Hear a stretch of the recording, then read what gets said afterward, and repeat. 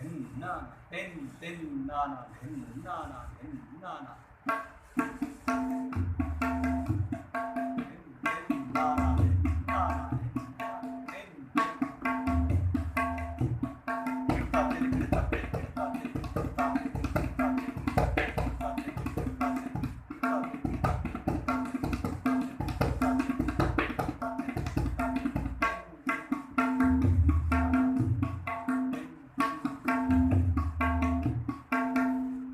नमस्कार। SKM music classes में आप सभी का स्वागत। पीछे जो आपने ट्यूटोरियल देखे, सुने, समझे और उससे कुछ आपको फ़ायदा हुआ, आज हम आपके लिए तबले की क्लासेस लेके आए हैं। तबला कैसे बजाया जाता है, इसके बजाने का जो तरीका है वो शास्त्रकारों ने क्या बनाया है, आज हम उसी के बारे में चर्चा करेंगे। ये जो क्लास है बिगिनर्स बच्चों के लिए है जो तबला बजाना सीखना चाहते हैं। तबला बजाने के लिए हमें सबसे पहले क्या करना होता है, वो है अभ्यास। अभ्यास हमारा तभी होगा जब हमारी दिशा निर्देशन सही होगा। दिशा निर्देशन में आज आपको बताएंगे कि तबले में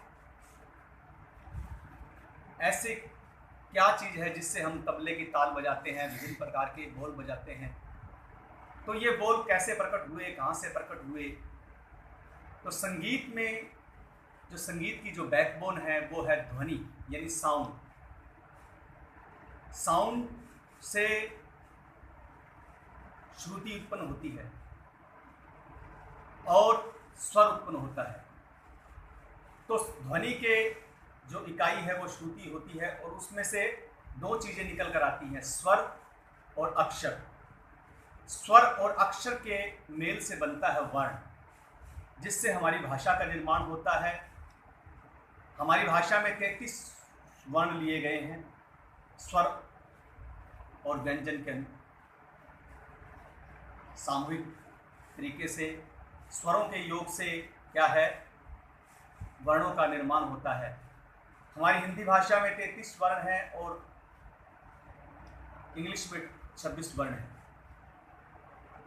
तो तबले में शास्त्रकारों ने इन्हीं वर्णों में से 10 वर्णों का जो प्रयोग मुख्य रूप से इसमें होता है, स्वर के साथ 10 वर्णों का प्रयोग स्वर के साथ होता है। और इन्हीं वर्णों से अनेक प्रकार की तालों का निर्माण होता है। तो ये आपके सामने मैं डायग्राम लेके आया हूँ। ये डायग्राम आप देख सकते हैं। साउंड से स्वर और अक्षर का निर्माण होता है और निर्माण से इन्हीं स्वर अक्षरों के योग से हम वर्ण लेते हैं। तो इन्हीं वर्णों में से 10 वर्ण तबले के बोल में शास्त्रकारों ने शामिल किए हैं स्पष्ट रूप से। तो ये जो वर्ण है वो कौन कौन से हैं हम देख सकते हैं। धा, तिन, ता और तिन, गे, टै, रे और थू, कै और ना। अब इन के बारे में आपको मैं बता रहा हूँ। धा की जो उत्पत्ति है वो कैसे होती है, देखिए आप, धा और ये धिन, यानी कि अक्षर के साथ स्वर का प्रयोग हो रहा है। ता, तिन, गे, टै, थू, रै और कै, ना। इन बोलों से हम तबले के अंदर तालों का निर्माण करते हैं।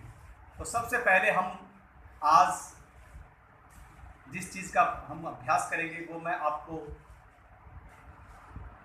लिखकर बताता हूँ।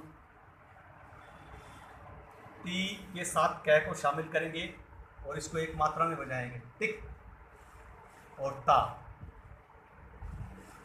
टिक और ता को बजाने के लिए हम ये जो है शाही वाला हिस्सा है, इसे हम मादिन कहते हैं, इसे धामा कहते हैं, इंग्लिश में इसे बेस कहते हैं, इसे ट्रेबल कहते हैं, ये चाटी भी कहते हैं इसको, और ये मैदान का हिस्सा है, और ये शाही का हिस्सा है, और ये चाटी का हिस्सा है। तो इसके लिए हम टिक बजाएंगे, तो पहले टिक और ये ता। हमने आज सिर्फ टिक और ता को सीखना है, कैसे बनता है, टिक ता टिक ता।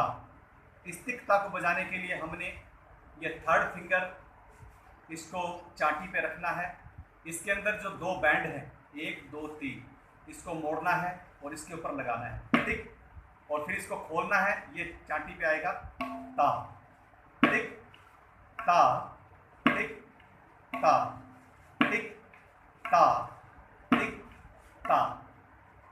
स्वर की टाइमिंग के अनुसार हमने इसको बोलना है, टिक ता टिक ता टिक ता टिक ता।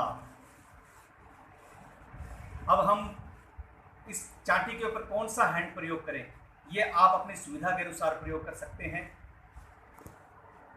अगर आप इसके अंदर राइट हैंड प्रयोग करना चाहें तो इसमें राइट हैंड प्रयोग कर सकते हैं चाटी पे, टिक ता टिक ता टिक ता। अगर ये लेफ्ट हैंड प्रयोग करना चाहें तो ये लेफ्ट प्रयोग कर सकते हैं, लेकिन ध्यान रखें जो चाटी पे रखें वो चाटी पे ही हैंड रखें, और जो इस बेस पे रखें वो बेस पे ही रखें। अब दूसरे बोल जो दो हैं वो मैं आपको बताने जा रहा हूँ,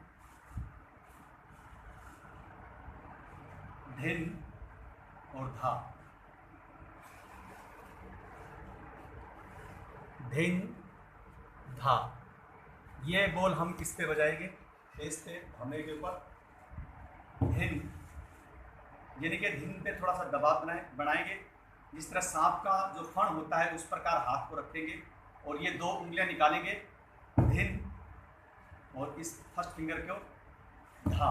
धा के ऊपर थोड़ा सा हमने हाथ को ऊपर उठाना है, धिन धा धिन धा धिन धा, और इधर टिक ता टिक ता।